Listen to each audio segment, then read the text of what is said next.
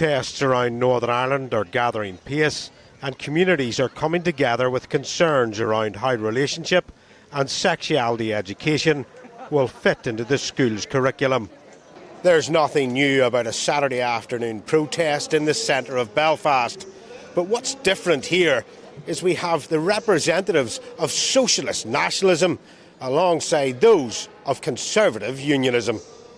It's not about socialist nationalism, it's about what's right and what's wrong. And essentially we can see a drive, an authoritarianism if you like, dictating what we should and should not teach to our children, what we should and should not say, where we should be and what we should think even. We're made up of communities, and the community here in Northern Ireland, across all sections of that community, are generally conservative and hold dear very, very closely those Christian values that make up the fabric of this society. In June, the Secretary of State added a minimum content for post-primary level that included health and rights concerning early pregnancy and access to abortion. Between now and January, the Department of Education will be writing statutory regulations that may also include restricting parents' rights to withdraw older children. It is now the law. It is passed by Parliament.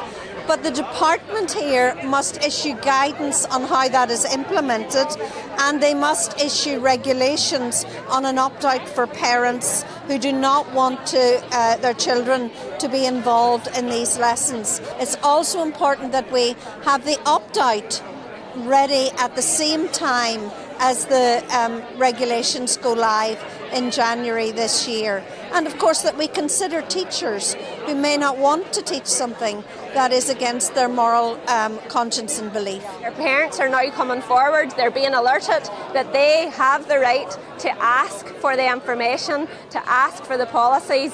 That in turn I think will alert the schools, who will then bring about protection, if you like, and options for the teachers and the staff within their schools. As in England, there has been a worry that outside groups will be brought in, and the framework that is already set out points toward gender identity and sexual orientation being included.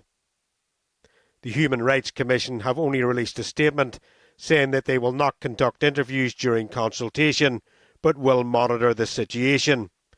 And the Equality Commission has also refused to comment.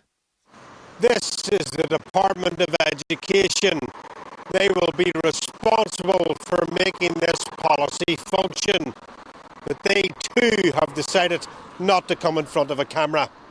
During this consultation period, it is somewhat strange that those who can give the answers are reluctant to take questions. Dougie Beattie, GB News in County Down.